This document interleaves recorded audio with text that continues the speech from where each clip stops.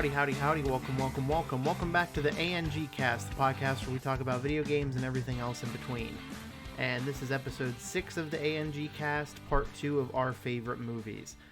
So definitely for the last couple episodes, we've been straying further and further away from God and from video games. But what are you going to do, really? Times are tough. There's a lot of crazy shit going on in the world. But anyway, I'm joined today by my lovely wife, Christa, who I'm sure you already know from the 100 Baby Challenge videos that she posts on Adjective Gaming and other stuff that she's in. She's always in the chat on our streams on Friday nights as well. So how's it going today, Christa? It's going pretty good. I mean, with everything going on in the world, it's a kind of bit stressful.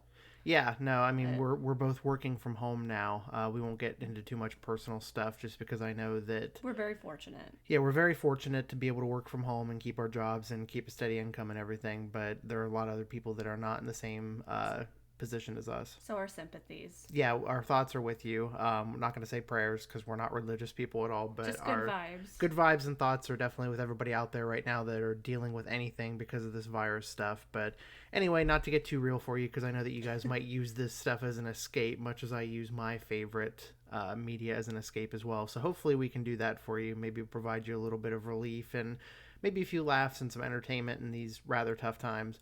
But anyway, as I mentioned before, today is going to be part 2 of our favorite movies. Some of these movies are some of my favorite movies of all time as well, especially Krista's number 2 choice, which we will get to towards the end. But at some point, I want to have Alex from Swirly Games on. I want to have Billy from X Arsenal. I guess it's just Arsenal. Like he corrected me on that the other day. And TJ corrected me on that a couple times. So I guess it's just Arsenal. So it's spelled like Arsenal, but with just an X at the beginning. So which makes sense. I keep saying X Arsenal because that's how my brain processes it. It's also cooler, Billy. I'm sorry. Yeah, I don't know. But it's your channel. It's your stuff. So. Yeah, I think it's fine. But you do you. Yeah. So anyway, we're here today to talk about Krista's top 10 favorite movies of all time. So without any further ado, we're going to count down like we usually do. If you're new to the channel, we used to do lists on our Friday night streams, but it got to be so much of a distraction that we would spend an hour, sometimes maybe an hour and a half on the list and then only get like 30 minutes, 45 minutes of gameplay. So my idea was we created the ANG cast and we kind of incorporated this list thing into the podcast itself. So like I said, without further ado, what is your number 10 favorite movie of all time?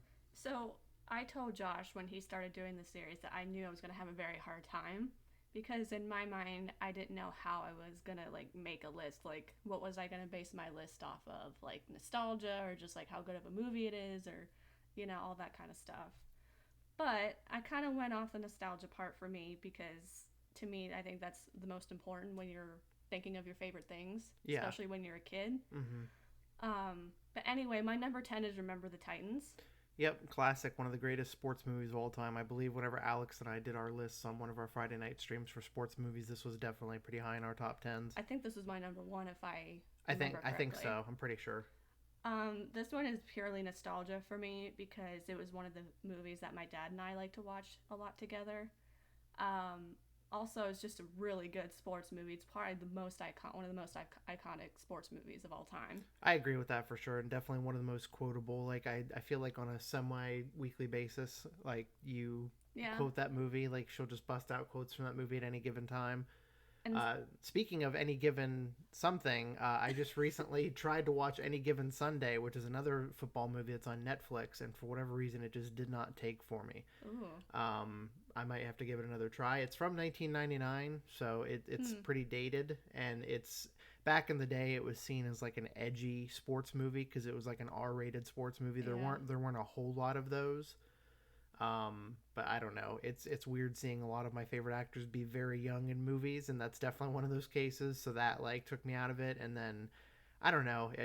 It seems like it's trying pretty hard to be an edgy sports movie for most of it, but maybe I'll give it another try one of these days. But anyway, Remember the Titans truly is one of, if not the best football sports movie ever made. And I also think it's timeless too because it's stayed relevant. And it's set in a time where it's kind of like playing back now. Like we're seeing a lot of the same stuff happening now, just in a different way. And it's got a lot to say, and it's got a lot of heart. Of course, Denzel Washington's probably one of the best actors we're ever going to see. For sure. Yeah. And He does such a good job of portraying a man who's just doing what he loves to do and playing football, coaching football. Yeah. And it's probably the most quotable sports movie, if not. It's one of them for sure. It's up there for me as well. But anyway, my number 9 is kind of off the wall. It's I think a lot of these are some Disney stuff. But my number 9 is A Cinderella Story with Hilary Duff and Chad Michael Murray. I don't know why this movie came up for me in my list, but like when I keep thinking about it, it's like anytime I see this movie like on any streaming service, I always want to watch it. I think, to be fair, because you showed me your list before we started recording, and this is one of the ones that really made me scratch my head, but the more that I think about how I've gotten to know you over the last 10 years, it really makes sense, because I think a lot of movies that are going to end up making my top 10 as well are what you would call a comfort movie. Yeah. And this is like a comfort movie in times like this, comfort movies are very, very important. They're a very important thing for all of us to have.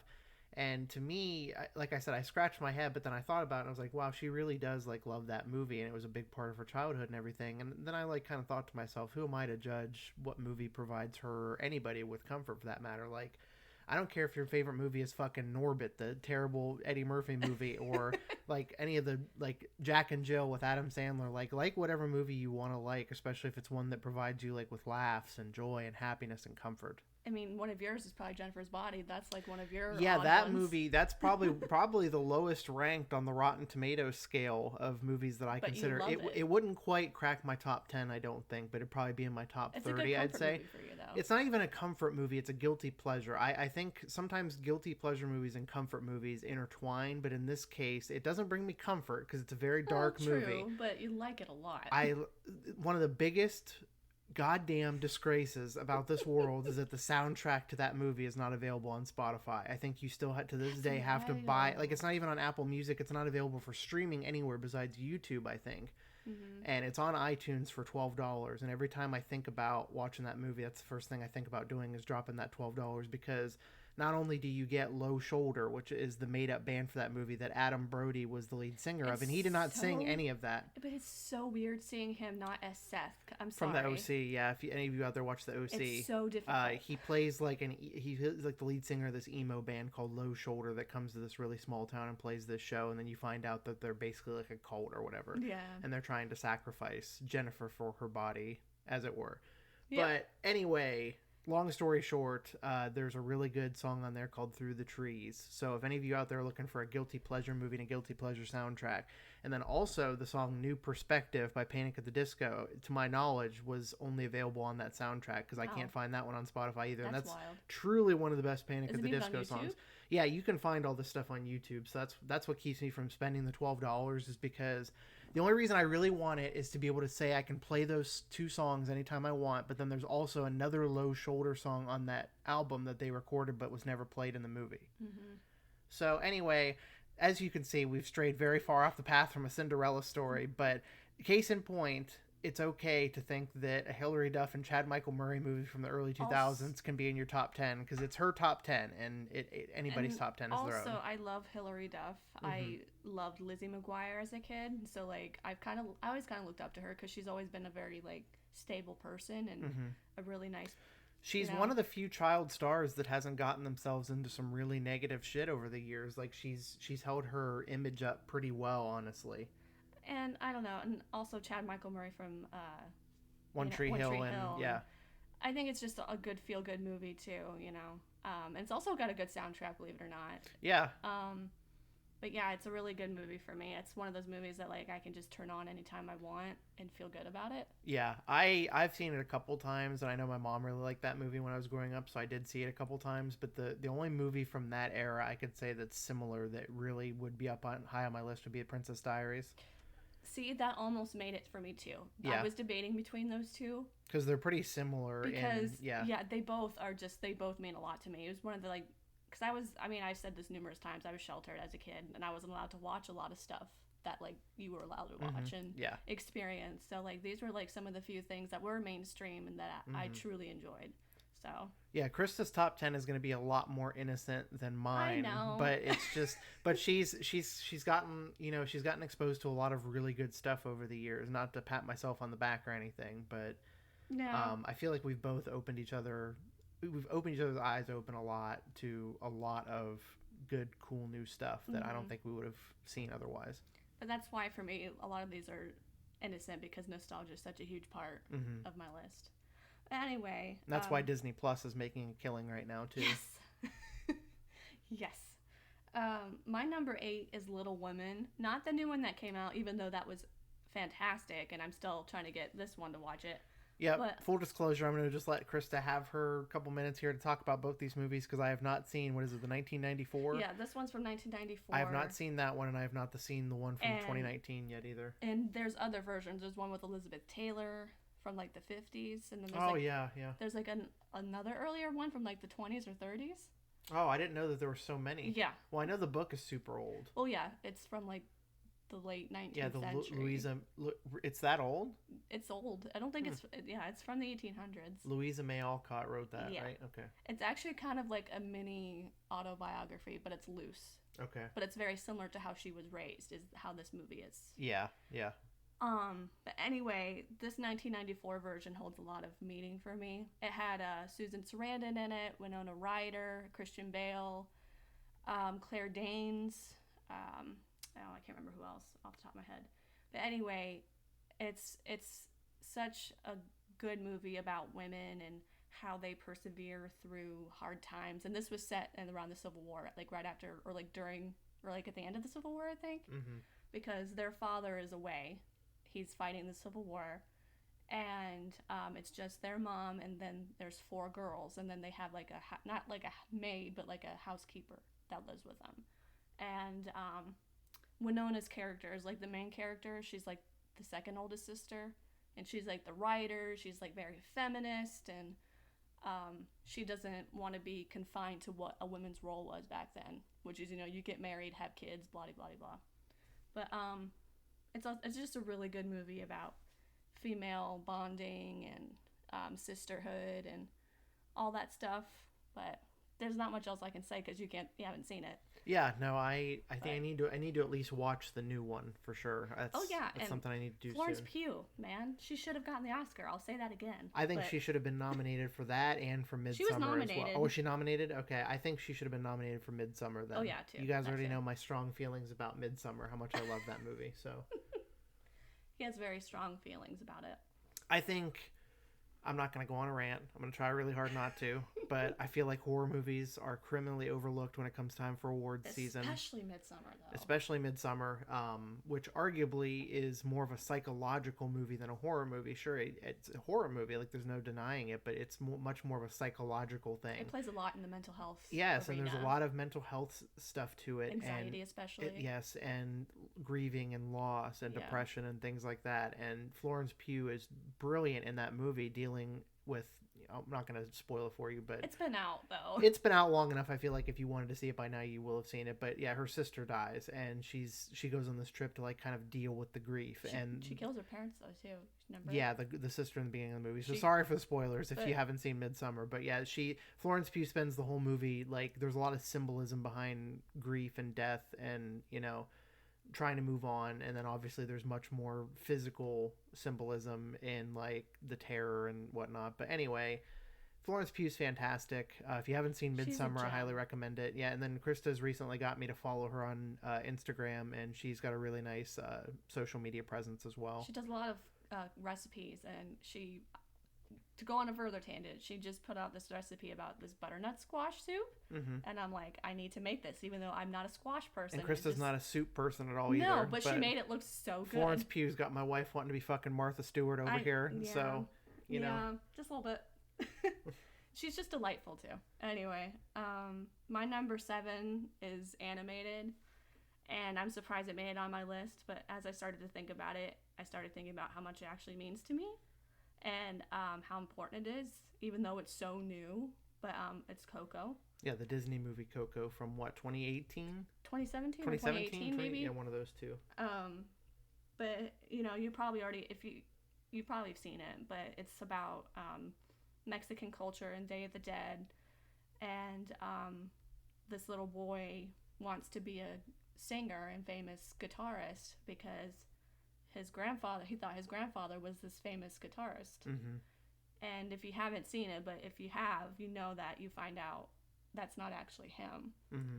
But it means a lot to me because you find out his abuelita is the granddaughter or the daughter of his actual grandfather, because he finds this guy. It's I don't want to go into the whole plot, but basically you find out there was this father situation, and it touched me personally. I don't want to get into it because I might cry. Yeah. But I literally sobbed when that was the first time we watched that and we found that out. Yeah. And it speaks a lot to me. It's just very personal, but yeah. Yeah, no, it's the soundtrack is very beautiful. good. It's a really beautiful movie, both in terms of the message and the actual like visual aesthetic of the movie as well. Remember Me is such a beautiful song. Remember Me is a very beautiful song. If you can watch that movie and not at least tear up, then you're a fucking heartless monster. But I obviously don't have nearly as much of a personal connection to it as Christa does. But it definitely touched me also whenever I watched it for the first time. And there's a lot of Day of the Dead symbolism, because that's pretty much what the whole movie's about. And it's good to see a movie that represents Mexican culture. Disney I feel like has always been pretty good, at least in recent years, about inclusion and representation, cultural representation. Yeah, it's so important. And you learn a lot more about that culture through Coco, and I learned a lot of stuff that I didn't know about Day of the Dead and how their culture celebrates and just how sacred it is. And how sacred it is and how important it is to them. Like, I knew those things, but this movie, like, most people wouldn't expect an animated movie to really drive home, like, the cultural significance of Day of the Dead.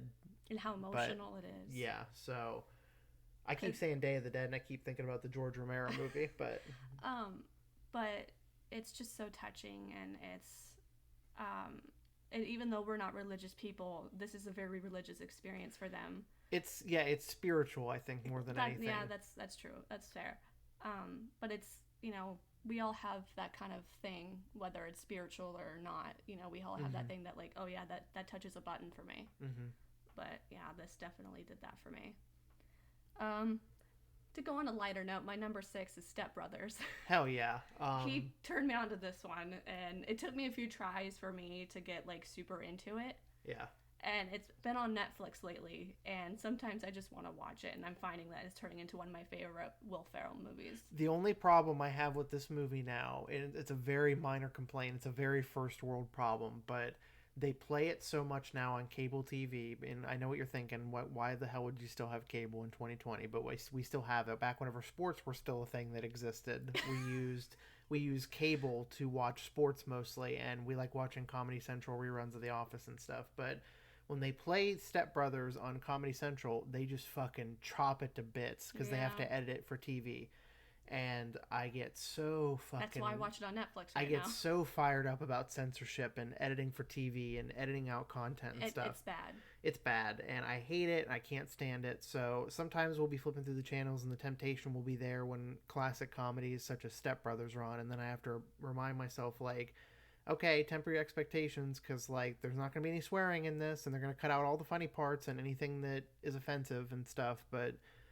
yeah, I don't know. I absolutely love that movie. I remember watching it when it first came out. I think Aaron and I both watched that movie together a couple times, and just I remember dying, laughing. And they play John C. Reilly and Will Ferrell play so well off each other. They do. They're like one. In my opinion, I know a lot of people are going to be like, "Oh, well, there's far greater examples," but I truly think they're one of the best like comedic duos that we have, at least from our generation. Obviously, if you go back further. There's way better classic examples, but I think they're one of the best modern examples of a comedy duo that we have. And as I have found out, I'm finding out that some people just don't like Will Ferrell, and we were talking about this, and I'm like, I don't understand what about Will Ferrell is like so off-putting for people. He's the only thing I've come to terms with is that he has a very specific style of comedy that's not for everybody, and I feel like once every generation there's at least a couple people that everybody like worships, but then you have that small group of people that refuse to embrace it, and I feel like Will Ferrell is definitely, at least as far as comedy goes, as genre goes. But my question is, what is that specific thing, that type of comedy? He has very, like, I use the term non sequitur a lot, and if you don't know what non sequitur it means basically like jokes that don't have like a punchline or a meaning or whatever, like one liners that don't make any sense. And a lot of that was adopted in generations after him by like Andy Samberg and that generation of Saturday Night Live. So that's why shows like The Office, Parks and Recreation, Brooklyn Nine-Nine, there's a lot of non sequitur comedy in these shows. And I feel like Will Ferrell is one of the biggest people of that. Like, he makes a lot of non sequitur jokes. That's how I live. So maybe that's why I like it so much. Yeah, no, Christa and I make ourselves laugh all the time about the most random shit. So I feel like random, I guess, might be a better term, but I guess it kind of means the same as non sequitur too. But just think of it as like random humor, like jokes that don't really necessarily mean anything. Like, but they're still jokes. And they can be off-putting, and I understand why some people might not like it. Well, I think some people too, in the same vein, if they don't like Will Ferrell, some people just don't like The Office either for that reason.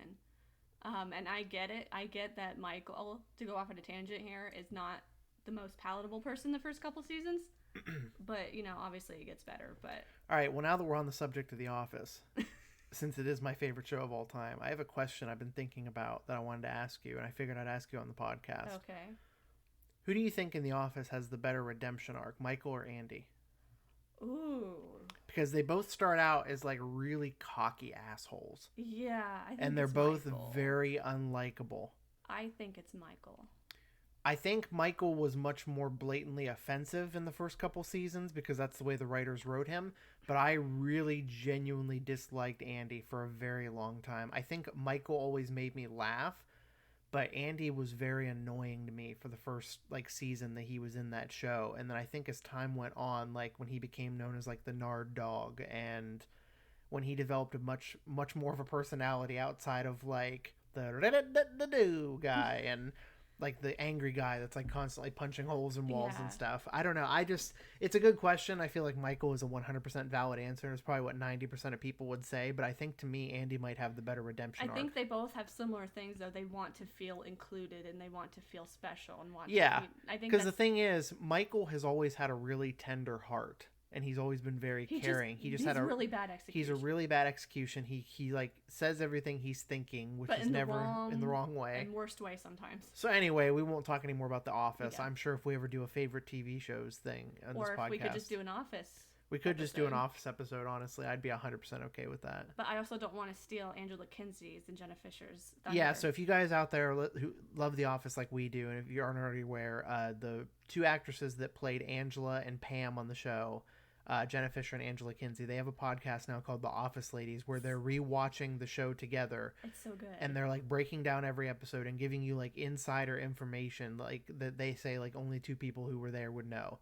And they've brought on people from the show on. They've had Dwight on already. They've had David Wallace on. They've had Creed. Yeah. Just every episode is a delight. It comes out every Wednesday. And they've had some of the directors and producers. Yes, Greg Daniels. Yeah. Who blows my mind to this day, thinking that the guy who created King of the Hill also pretty much created The Office. Yeah.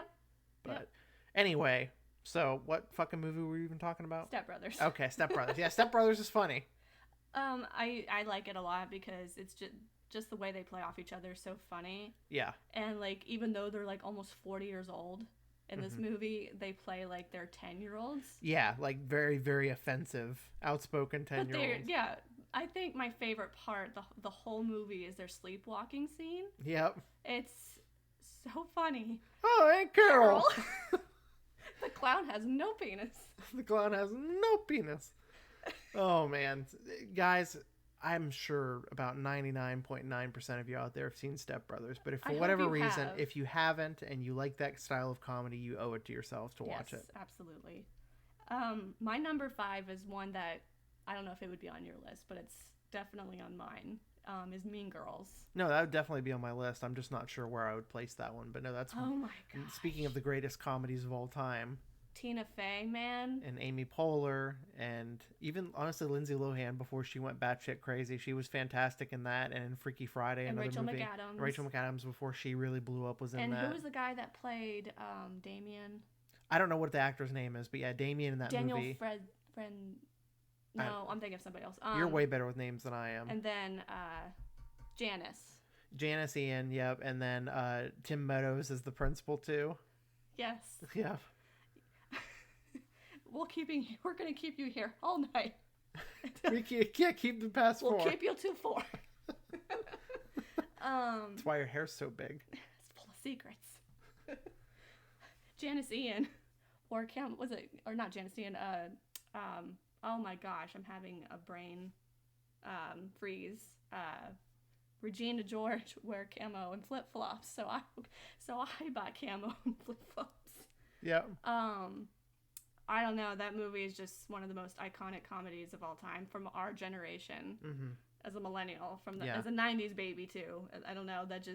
That came out in like what 2006 or something like that. So I was like 13. So that was like prime time for that movie. By the way, I'm speaking of being a millennial. I keep seeing the news media and a lot of people on social media confusing us with the generation that came after us.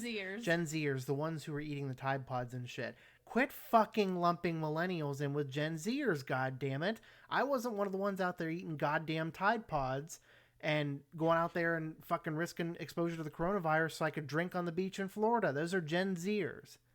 Anyway, sorry to interrupt your regularly scheduled programming, but I get tired of seeing that shit. Just because I'm in my late 20s doesn't mean I'm a Gen Zer. That's a millennial. We're very much in the millennial range. We're very much in the millennial range. I'm so far from being a Gen Zer at this point. We're almost hitting 30, so I don't think we're Gen Zers. No, absolutely not. But anyway, Mean Girls came out at a time where that kind of comedy was like at its prime. And Tina Fey is an absolute great writer. She should be writing all of the comedies. Yes. But I think she even wrote, because there's now a Broadway musical about Mean Girls. She was definitely involved in that. I haven't heard any of the music from it or anything. But I heard it's supposed to be really good, actually. That's one of those things that's where I get hung up on a lot of Broadway musicals, is I feel like you need to be there to actually witness it. And that's the problem, is like, I love Hamilton, I love Wicked, and those are the two shows that I want to see the most. Mm-hmm. But listening to them is great, but I feel like seeing them would take it to that next level. And the one thing I'll never understand is I get like Broadway is like this, it's supposed to be this contained experience. Like you're supposed to be able to pay your money and you get to know that you're one of the, and I wouldn't say few, but like you're one of a select group of people that gets to witness this performance because you're willing to pay like the exorbitant Broadway prices to see it. And to be fair, I've been to one, and that was like in 2017. I went with some friends to New York for like a weekend fun trip, and we got to see Aladdin on Broadway, and I'll never forget it. And we had mezzanine seats, which they're pretty far back, and we still paid $90 a ticket. But I guess what I was getting at is what I don't understand is why, especially like... Oh, why they make it so exclusive? Why they make it so exclusive, but furthermore, why won't they like film it eventually and release it for people to buy? They're going to with Hamilton now. I mean, they're going to be making a movie out of it, but I'm saying like, why do they never record Broadway performances for sale afterwards? Like Wicked at this point has been out for so long. Like, why not record a final performance of it or something and then sell it and make more money? I just don't understand. Well, to be fair, we've been on stage before, and you would rather have people come and see the show than just... But that's my thing, though, is like, I get that they're not going to be selling a DVD copy of this thing, like, the first week it's out, but Wicked's been out for how long? I know. Almost 10 years? I don't know. But yeah, it's an interesting topic. But yeah, I want to go back to Broadway again. It was a lot of fun. It's an experience I'll never ever like forget, and I'll treasure it forever. But I think with musicals, especially like Hamilton and stuff like that, it should be available to at some point be recorded. It's seen. Don't get me wrong, Hamilton is literally a top 3 favorite musical for me. But I feel weird putting it there because I'm like, well, I've listened to this album countless times, but I can't really visualize how this stuff's supposed to look outside of like the pictures that you see from it, and maybe like occasional videos that the cast have shared on like Facebook or whatever. Yeah. Anyway, back to Mean Girls. Yeah.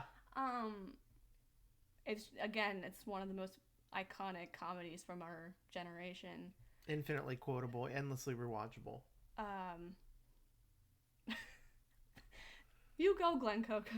4 for you, Glen Coco. You go, Glen Coco. It's so good.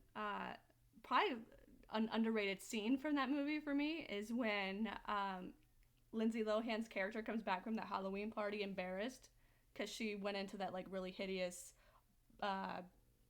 dead... She's an ex-wife. Yeah, ex-wife. And everybody else is dressed in like these sexy Halloween costumes because that's like, what everybody does most of the time nowadays. Yeah. But she comes back and Janice and Damien are watching a horror movie, and she walks in and scares the absolute shit out of them. Yeah. It's probably one of my favorite moments. It's really great.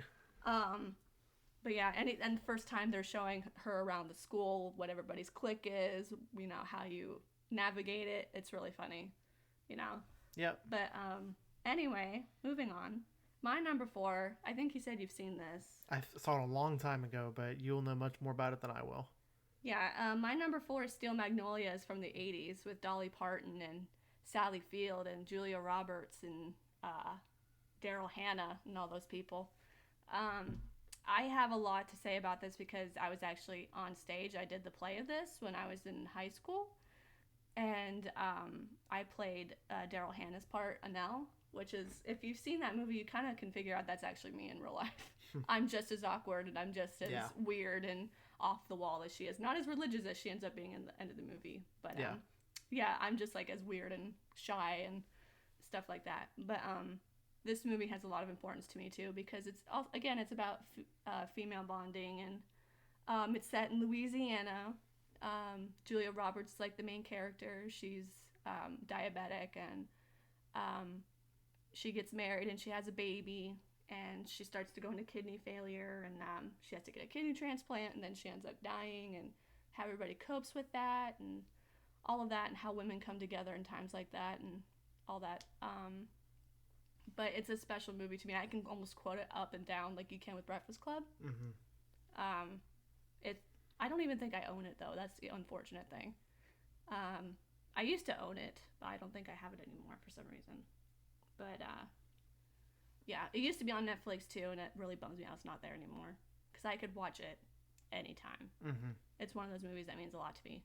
And you were a bus boy for that play. Yeah, that was one of the few plays back in the day with our community theater where I wasn't an actor, but because it was mostly women. Because it was a mostly female cast, so I couldn't have been in that even if I wanted to be. But they asked for our help to be wait staff that night, and so we that's what I did. weren't dating yet. Yeah, we weren't dating yet or anything, but we knew each other for a long time beforehand. I did. think about 2 years before we actually. I think so. Started dating. Yep. And I'll just say this too. I felt really like blown away that he even recognized me because of how awkward I was. Yeah. And like how shy I was. I didn't really talk to many people when I was doing plays. I think maybe like, I don't want to say names, but there was just like a handful of people that I actually knew outside that I could talk to.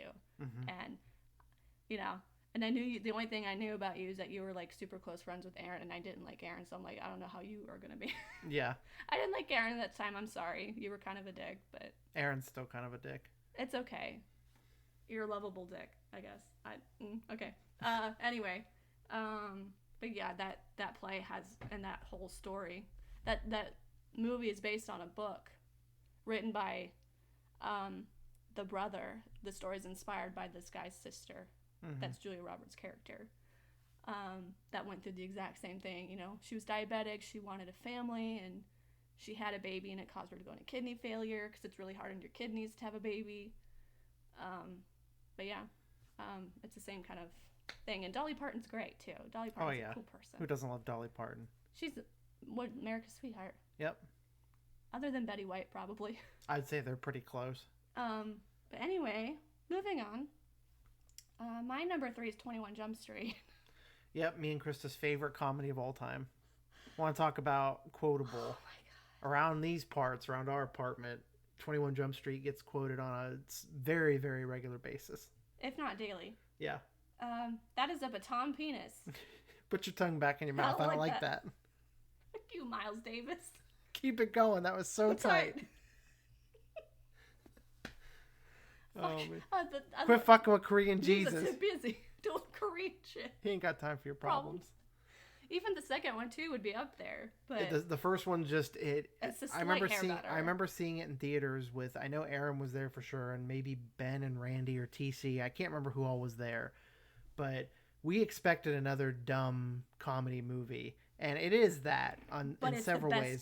But it's the ultimate culmination of the dumb comedy. It's so perfectly executed from top to bottom. And they're probably a good duo too. And that's another, like an unexpected duo. Like if you would have asked me 5 years ago or 10 years ago, oh yeah, Jonah Hill and Channing Tatum together are going to be really great one day, I would have been like, okay. Yeah, Channing Tatum from fucking Step Up, know, but no, he's legitimately hilarious. Like sometimes even funnier than Jonah Hill is, which is fucking crazy to me since I'm from the generation where like, A dumb comedy to me was super bad. That was Or like, like Seth Rogen or and Seth Jonah Rogen Hill and all that. Yeah. yeah. So But 21 Jump Street just hits all the right buttons with comedy. yeah, that's a lot of non sequitur random humor as And well. maybe But that's just our thing too. I think it is just our thing. But there's also a lot of really intelligent humor in it as well. And there's a lot of like references to the old TV show 21 Jump Street with Johnny Depp. And Johnny Depp makes a cameo. Yep.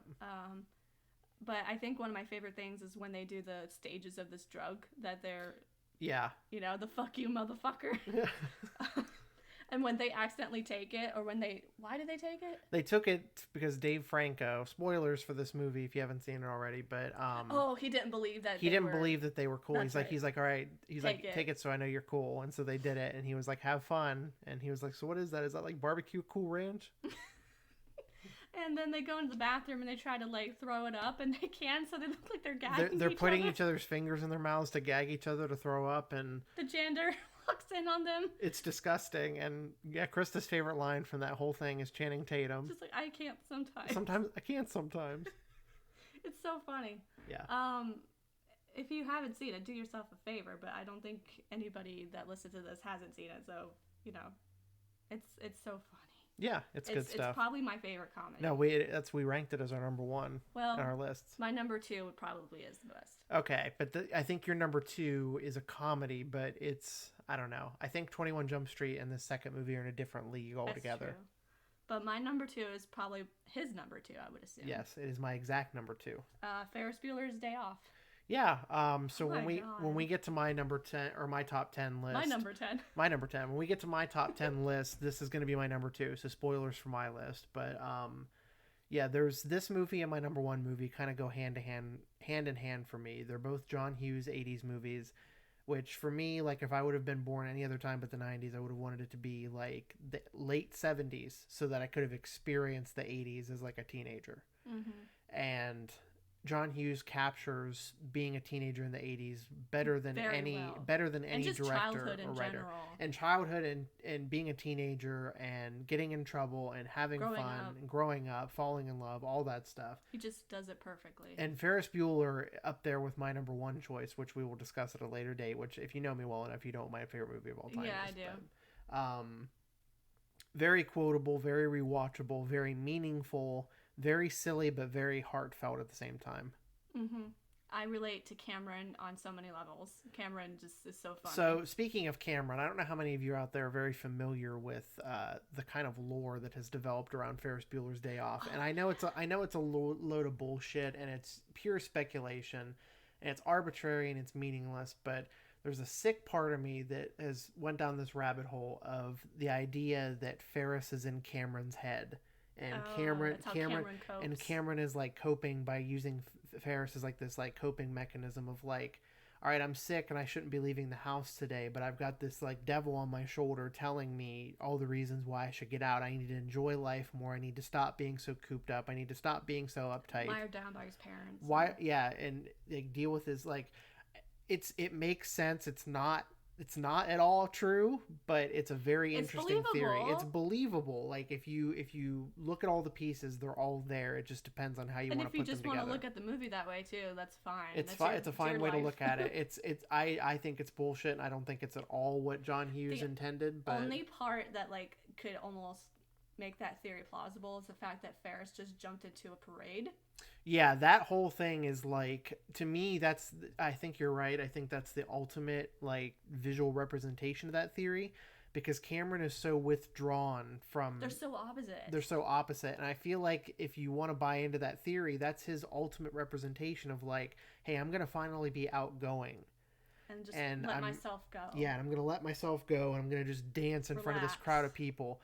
And that's another really good example of like how the movie can be heartfelt, but it can also be incredibly silly. Like they're literally singing Twist and Shout in a parade in the middle of like downtown Chicago. It turns into a musical for like a good 5 minutes. But yeah, every time I watch that movie, I feel like I come away more and more enriched with the comedy and the heart that John Hughes instills in everything that he has ever touched. And to further on that theory too, there's just like certain moments you're like, oh yeah, I could see that. Like when they're leaving the restaurant and they do the snap. Yeah. And they're all like in sequence. It's like I could see that in being in Cameron's head. It's true. Like anytime they're like in tune with each other, or when they're in the art museum and they're all like standing that way. Yeah. It almost like you could believe it too. Yeah. But the only thing that would debunk that is like what's Sloane doing there? Yeah. What is she doing there that whole time? What is her purpose? If that's the whole thing, like what is she doing there? Yeah. The more and more you think about it, the more it falls apart. Which is why I try not too hard not to think about it. But it's a good. But regardless, it's a fun theory to. But truly one of the greatest movies of all time, in my opinion. Cameron is so uptight. Cameron, yeah. You finish it. Cameron is so tight that if you were to stick a lump of coal up his ass in a week, you would have a diamond. Pardon my French, but you're an asshole. The whole thing with the principal is perfect. Yeah, Rooney. And I can't remember the name of that female actress that's in that movie that was also in Planes, Trains, and Automobiles. The one who plays his assistant or like the secretary, I guess. Yeah, secretary. And in Planes, Trains, and Automobiles, which if you're not familiar, is a Steve Martin and John Candy comedy, also from the 80s, also from John Hughes. Yep. Another great movie. Yeah, another fantastic movie. But I would put that more like in the holiday category. I don't know if I could put holiday movies in my top movies though. Yeah. I think holiday movies are like their own separate entity. Mm-hmm.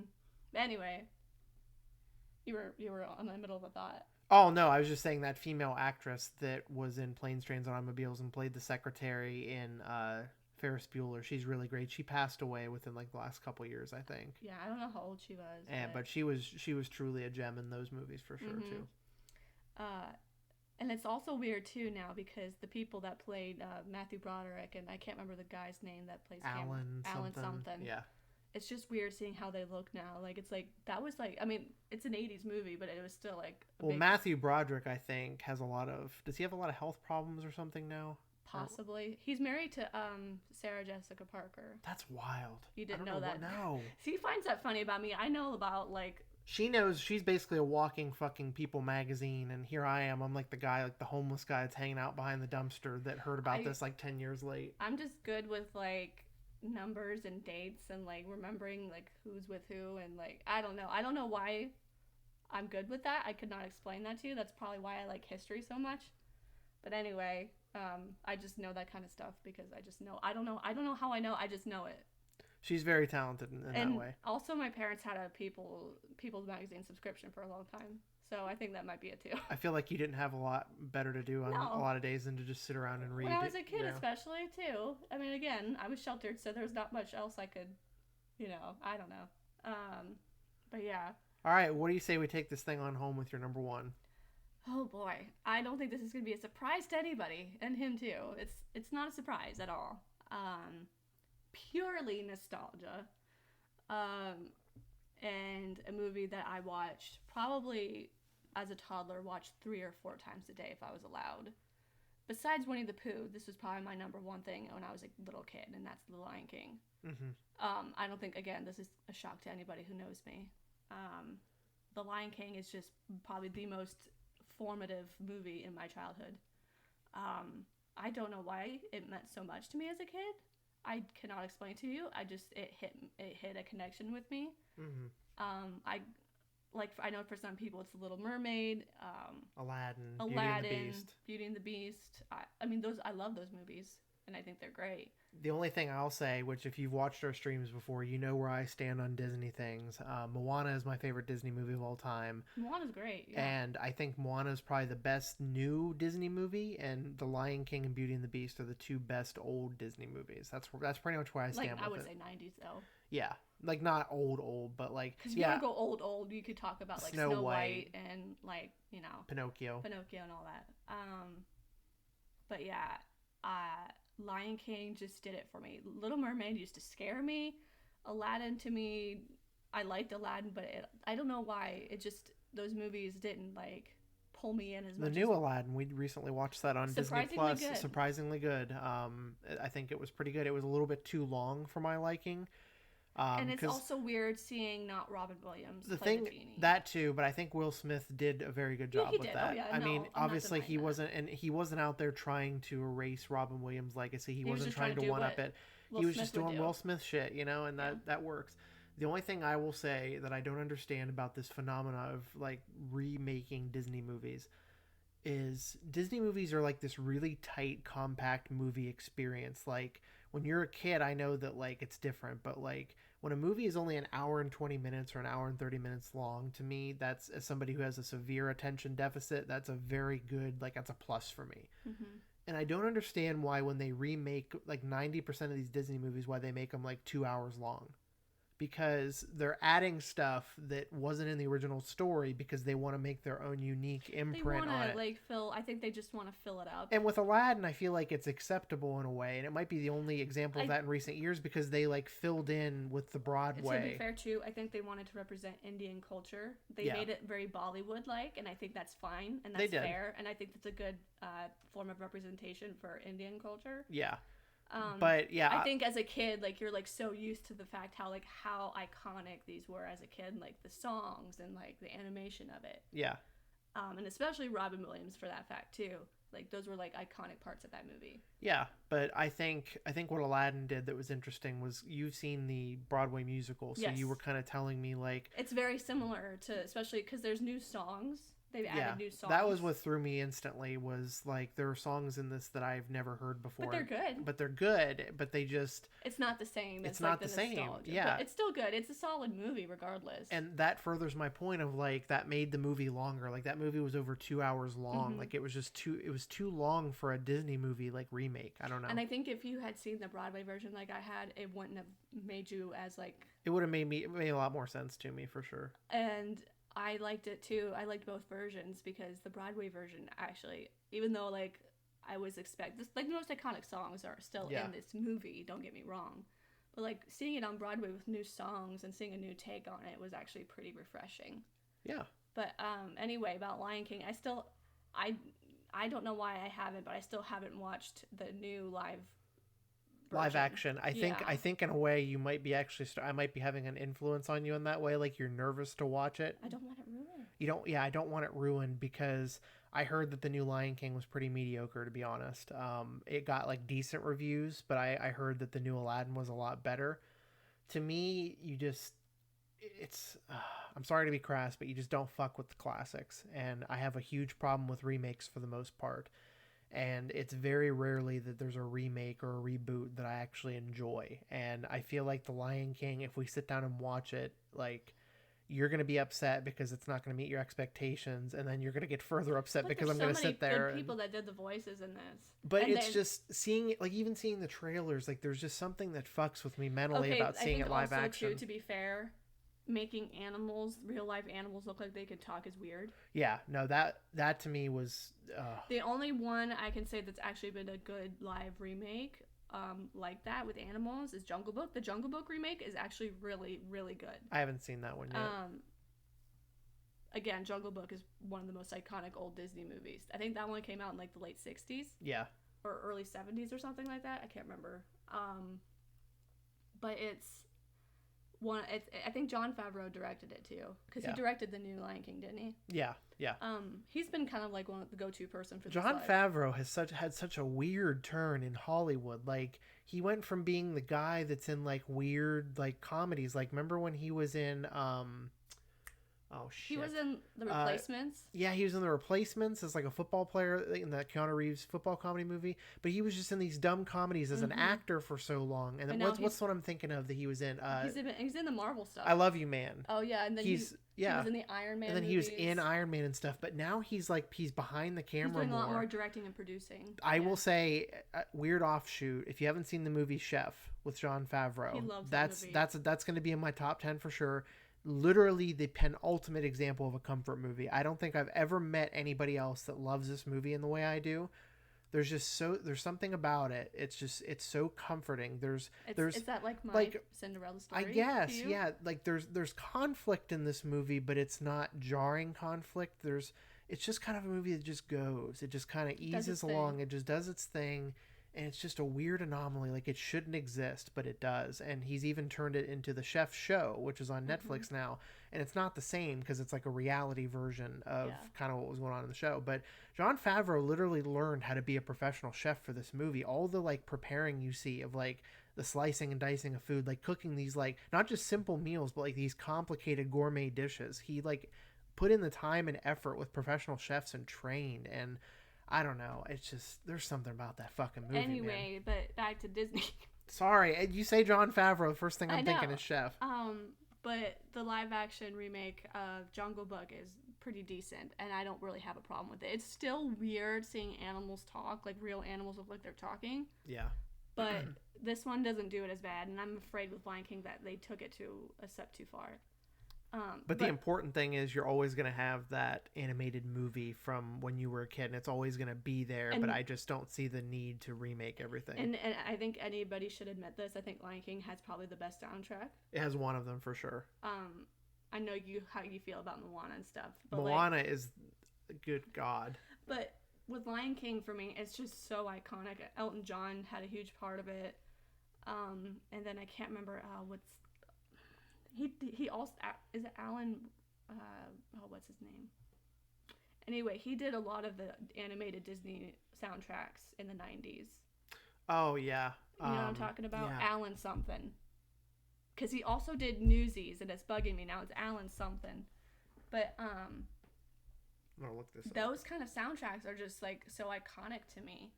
But, Lion King is just so glorious. And I think also the part 2. Alan Menken? Menken, that's it. I knew it was, like, there was, like, a K in there. Yep. But, yeah, I can't explain that. It's just one of those movies that's just so special. Mm-hmm. And, like, it can't be touched matter. It's a once-in-a-lifetime thing. Like, it's weird thinking about it, like, as we get older and, like, the thought of us having kids someday. Like, I think about that a lot. Like, what's going to be their, like, once-in-a-lifetime thing? Because, like, I have this fear of, like, having kids someday and trying to show them, like, these classic Disney movies, and they're going to just shit all over them. And I'm going to be like, okay, well, we were supposed to kick you out when you're 18, but you're 5 years old and you got to go. He's also at the point, too, because he was showing horror movies at 5. He's like, hey, we're going to show our kid at 5 years old a horror movie. I'm like, no, you're not. Well, we are, but she doesn't know that. She doesn't know it yet, but we are. Anyway. Yeah, I mean, they're going to have their own thing, and that's fine. I think different. That's the thing about Disney. It's a little bit different. Is like Disney's timeless though too. There's a lot of random stuff from my childhood that like kids today would scoff at, but I feel like Disney movies are going to be that one timeless, continuous thing. But like, how are you going to feel if we have a kid and they don't like Power Rangers? Well, I mean, to be quite honest with you, it would not surprise me within the next 5 or 10 years if Power Rangers was still going, because it is still going now, and it's been on the air for over 20 years, and. But like the Power Rangers that you liked. Oh well, yeah. I don't even like most of what I watch of Power Rangers now because it's cheesy and it's corny. But it means so much to me. Like you can't fuck with old Power Rangers. Mighty Morphin Power Rangers specifically. Power Rangers. Power Rangers. I can go on, but I loved how he used to talk when he was a toddler in his home videos. It kills me. Yeah. Power Rangers. It's perfect. Yep. All right. Well. We're going to end it there, but thank you, Christa, for coming on today and talking to me for about an hour for your top 10 favorite movies. Like I said, our hope in the future here is to get Alex and Billy and Ben and maybe Randy on at some point. I want to get all my friends on here. I feel like I want to knock out every special guest I can before I do the selfish thing of being like, all right, now I'm going to talk about my 10 favorite movies of all time. But anyway, this podcast should be going up on Monday, the 6th. So, be sure to please give us a subscribe if you haven't done that already on YouTube. We're 17 away from 100. We're 17 away from 100. We really want to try to get to 100 by the end of 2020, and it's looking like it might be possible because you guys are awesome. So anyway, thank you for listening. Stay safe and out there. Stay inside. Stay the fuck at home. Stay the fuck inside. Unless you have to take care of somebody or you're an essential employee. Yes. Or need groceries. Stay the fuck inside. If you have no reason to leave, then don't force yourself to leave. Don't go out and risk yourself and risk others to this thing. Because this is really bad right now. It's a really bad thing, and I feel like that's the big reason why we finally sat down and recorded this podcast is because we figured you guys might need something right now, and I think we needed it in a way too. But anyway, yeah, please like, comment, and subscribe if you haven't already. Drop us a follow on Facebook, Instagram, and Twitter if you haven't already. Follow us on Mixer and Twitch. If you guys watched the stream last night, which was Friday, April 3rd, Alex and I played Rocket League. That archive should be live by the time you're listening to this episode of the ANG cast. But I announced some exciting new stuff. So we're going to be bringing back the Whatever Wednesdays series as a live stream instead of episodes, at least until we get a new computer built. So we're waiting on that. But those stimulus checks. Those stimulus checks, baby. But anyway, that's the plan for now. So I felt bad. I haven't really been putting out a lot of my own content. Krista's been kind of carrying the channel for a while, and I've been wanting to do more streaming anyway. So starting Wednesday the 8th, I believe, is what it'll be. I'm going to do my first Whatever Wednesdays live stream. We have not determined yet what the game will be or whether it will be on Twitch or Mixer, but the only way you're going to find out is by following us on Facebook, Twitter, or Instagram. And are we starting The Last of Us? Yeah, so too? surprise. Yeah. On Thursday night, which would be the 9th, we are going to be starting a live stream playthrough of the first Last of Us game. Because if you guys are fans of The Last of Us out there, you just heard the unfortunate news that they delayed it because of It's okay. We understand. We understand why, but I was literally, my body and my soul and my heart were ready to play this game next month. And he's already said so on stream, but it's a game, my favorite game that I've actually never played. She just enjoys watching me play it and other people play it so much. It's such a good story. It's fantastic. It's and probably it my makes favorite. Me emotional every time I talk about it. Yep. And I will be there on the stream that time. I won't be in the comments. I'll actually be on stream with him commentating as he's playing. Yeah. And since I've watched it so much, I think I might be able to help you. Yeah. Because you haven't played or seen anything from the old game in a long time. I actually don't know how I'm going to get you on the stream with me. We'll figure it out. Maybe not, though, because the only way I could think about it if we could do it in Discord, but PlayStation doesn't have Discord, and you don't have your own PlayStation to be in PlayStation chat with me. But, like, sitting right by you. Right? Yeah, but the microphone might not be able to pick you up. Anyway, Krista's going to be there, whether you can actually hear her, whether she'll be in the chat. She'll be there one way or another, but we're starting that Thursday, the 8th. And then Friday the 9th, or wait. I need to pull up some dates here. Give me a second. Give me one moment. Numbers are hard. Numbers are hard. Okay. Wednesday the 8th is going to be the Whatever Wednesday stream. The first ever Whatever Wednesdays live stream. Time to be determined. Probably like 6 o'clock, I'd say.